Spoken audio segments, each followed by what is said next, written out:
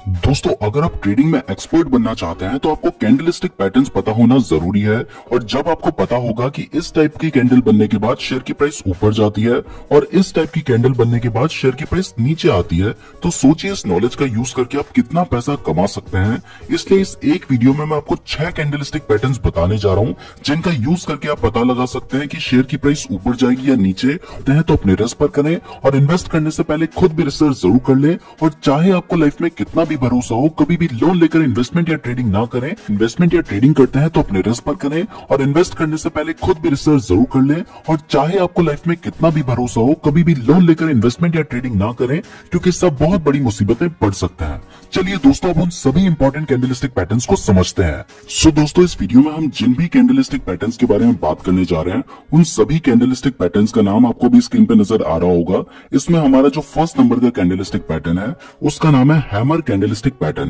तो दोस्तों, हैमर यानी हथौड़ा, तो आपको नाम से ही पता चल रहा है कि इस पैटर्न में जो कैंडल बनती है वो हथौड़े जैसी दिखाई देती है। और अभी आपको स्क्रीन पे जो कैंडल नजर आ रही है वो भी आपको थोड़ी बहुत हथौड़े जैसी लग रही होगी। इसकी जो नीचे लंबी सी डंडी है, इसको लोअर विक कहा जाता है, और ऊपर छोटी सी जो डंडी निकली है, इसको अपर विक कहा जाता है।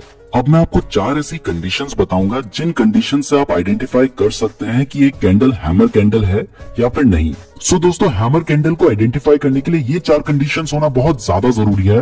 पहला, शेयर डाउन ट्रेंड में होना चाहिए, यानी कि शेयर की प्राइस गिर रही होनी चाहिए। अगर शेयर की प्राइस बढ़ रही है तब हम इसे हैमर सिग्नल कंसीडर नहीं करेंगे। दूसरा, एक कैंडल को हैमर कैंडल बनने के लिए उसकी जो अपर विक है वो या तो नहीं होनी चाहिए या बहुत छोटी होनी चाहिए, और जो लोअर विक है वो बहुत लंबी होनी चाहिए। उसकी बॉडी का जो साइज है उसके डबल से भी लंबी होनी चाहिए।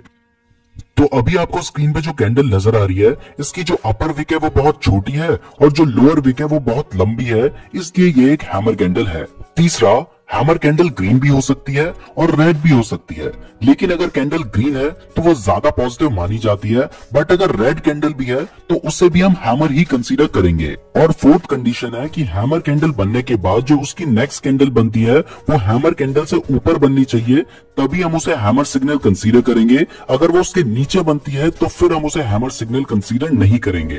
तो जैसे ये एक हैमर कैंडल है और इसके बाद जो नेक्स्ट कैंडल बनी है वो हैमर कैंडल के हाई में बनी है, तो ये एक वैलिड सिग्नल है। अगर ये हैमर कैंडल के नीचे बनी होती तो आप इसे वैलिड सिग्नल कंसीडर नहीं कर सकते थे।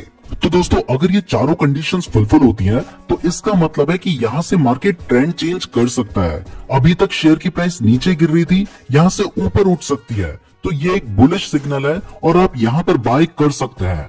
तो इसमें आपको जो एंट्री लेनी होगी वो आपको हैमर कैंडल के ऊपर लेनी होगी, यानी कि जो नेक्स्ट कैंडल बनी है उसमें जब वो हैमर कैंडल से ऊपर आएगी तब लेनी होगी। और आपका जो स्टॉप लॉस होगा वो हैमर कैंडल का जो लोएस्ट पॉइंट है वहां पर आपका स्टॉप लॉस होगा। हमने हैमर पैटर्न के ऊपर एक सेपरेट वीडियो बना रखी है, उस वीडियो का लिंक डिस्क्रिप्शन और आई बटन में दिया गया है, तो आप उस वीडियो को भी देख सकते हैं। ना दोस्तों, हैमर कैंडलस्टिक पैटर्न बनने के बाद हमारा जो नेक्स्ट कैंडलस्टिक पैटर्न है वो है हैंगिंग मैन कैंडलस्टिक पैटर्न। ये पैटर्न दिखने में तो बिल्कुल हैमर जैसा ही दिखाई देता है, लेकिन ये बेयरिश सिग्नल देता है, यानी कि इस पैटर्न के बनने के बाद शेयर की प्राइस गिर सकती है। अब हैंगिंग मैन पैटर्न के लिए भी 4 कंडीशन जरूरी है। पहला, स्टॉक अप ट्रेंड में होना चाहिए, यानी कि शेयर की प्राइस बढ़ रही होनी चाहिए, जबकि हैमर पैटर्न में शेयर की प्राइस गिर रही होनी चाहिए थी, शेयर डाउन ट्रेंड में होना चाहिए था। इसमें शेयर अप ट्रेंड में होना चाहिए। दूसरा, इसमें भी हैमर पैटर्न की तरह कैंडल की अपर विक छोटी होनी चाहिए और लोअर विक लॉन्ग होनी चाहिए, इसीलिए तो ये हैमर जैसा दिखाई देता है। तीसरा, हैंगिंग मैन कैंडल भी ग्रीन और रेड दोनों हो सकती है, लेकिन अगर रेड हो तो ज्यादा वैलिड सिग्नल माना जाता है, क्योंकि ये बेयरिश सिग्नल देता है।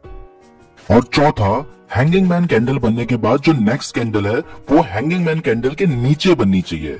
तो जब ये 4 कंडीशंस फॉलो होती हैं तो इसका मतलब है कि ट्रेंड चेंज होने वाला है।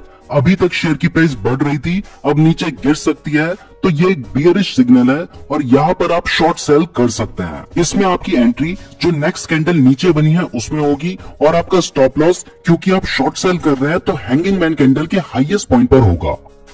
अगर आपको हैमर और हैंगिंग मैन कैंडल में अभी भी कोई कंफ्यूजन है तो वो इस पिक्चर को देखकर क्लियर हो जाएगा। हैमर डाउन ट्रेंड में बनता है, जबकि हैंगिंग मैन अप ट्रेंड में बनता है। हैमर बाय सिग्नल देता है, जबकि हैंगिंग मैन सेल सिग्नल देता है। नाउ दोस्तों, हमारा जो थर्ड कैंडलस्टिक पैटर्न है वो है इन्वर्टेड हैमर। इन्वर्टेड का मतलब होता है उल्टा, यानी कि एक उल्टा हैमर है लेकिन इसका सिर्फ नाम उल्टा है। इसका काम बिल्कुल हैमर पैटर्न जैसा ही है। बस फर्क सिर्फ इतना है कि हैमर पैटर्न में जो लोअर विक होती है वो लंबी होती है और जो अपर विक होती है वो या तो छोटी होती है या नहीं होती है। जबकि इन्वर्टेड हैमर पैटर्न में जो अपर विक होती है वो लंबी होती है, जबकि जो लोअर विक होती है या तो वो छोटी होती है या नहीं होती है। तभी वो इन्वर्टेड हैमर जैसा दिखाई देता है। एक कैंडल को इन्वर्टेड हैमर बनने के लिए ये 4 कंडीशंस फुलफिल होनी चाहिए। पहला, शेयर डाउन ट्रेंड में होना चाहिए, यानी कि शेयर की प्राइस गिर रही होनी चाहिए। ये सेम कंडीशन हैमर पैटर्न के लिए भी थी। दूसरा, मैंने आपको अभी बताया कि इसमें जो अपर विक है वो लॉन्ग होनी चाहिए, जबकि जो लोअर विक है वो या तो छोटी होनी चाहिए या फिर नहीं होनी चाहिए। ये जो सेकंड कंडीशन है, सिर्फ यही एक डिफरेंस है हैमर और इन्वर्टेड हैमर पैटर्न के बीच में। थर्ड कंडीशन भी हैमर पैटर्न की तरह सेम है, चाहे ये ग्रीन हो चाहे ये रेड हो, इससे कोई फर्क नहीं पड़ता, लेकिन अगर ग्रीन होगी तो ज्यादा वैलिड सिग्नल होगा। और फोर्थ कंडीशन है कि इन्वर्टेड हैमर कैंडल बनने के बाद जो नेक्स्ट कैंडल बनती है वो इन्वर्टेड हैमर कैंडल से हाई बननी चाहिए। तो जब ये 4 कंडीशंस फुलफिल होती हैं तो वो कैंडल एक इन्वर्टेड हैमर कैंडल होती है और ये एक बुलिश सिग्नल देती है, यानी कि यहाँ से प्राइस बढ़ सकती है, यहाँ से ट्रेंड चेंज हो सकता है। अभी तक शेयर की प्राइस नीचे गिर रही थी, यहाँ से ऊपर जा सकती है। तो आप चाहे तो आप बाय कर सकते हैं। अगर आप बाय करते हैं तो इन्वर्टेड हैमर कैंडल के बाद जो नेक्स्ट कैंडल बनती है आपको वहां पे एंट्री लेनी होगी और आपका स्टॉप लॉस होगा इन्वर्टेड हैमर कैंडल का लोएस्ट पॉइंट।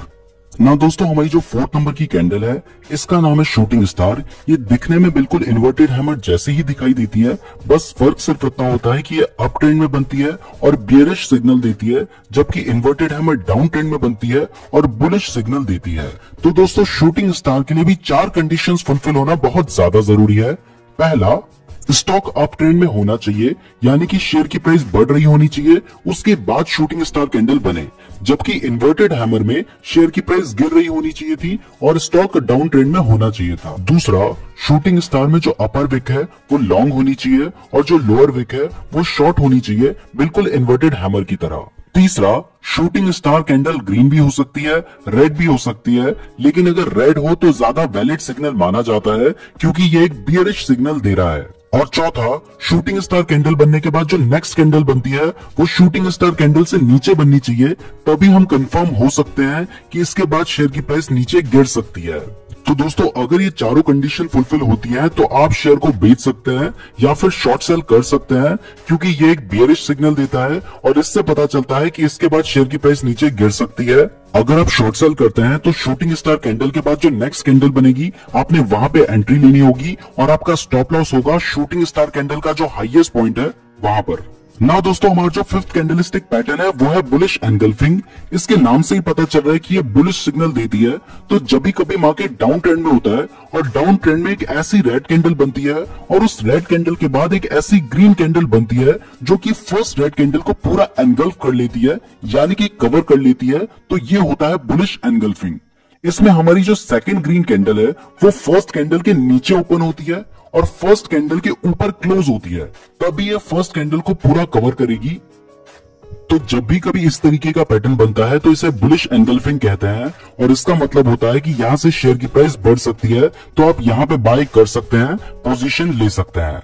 अगर आप बाय करना चाहते हैं तो इस ग्रीन कैंडल के बाद जो नेक्स्ट कैंडल बनेगी आपको वहां पे बाय करना होगा। वो कैंडल इस ग्रीन कैंडल के ऊपर बननी चाहिए और आपका जो स्टॉप लॉस होगा वो ग्रीन कैंडल का जो लोएस्ट पॉइंट है वहां पर होगा, आपको स्क्रीन पे नजर आ रहा है। ना दोस्तों, हमारा जो 6th कैंडलस्टिक पैटर्न है इसका नाम है बियरिश एनगल्फिंग। ये बुलिश एनगल्फिंग का जस्ट अपोजिट है और ये बियरिश सिग्नल देता है, यानी कि इस सिग्नल के आने के बाद शेयर की प्राइस गिर सकती है।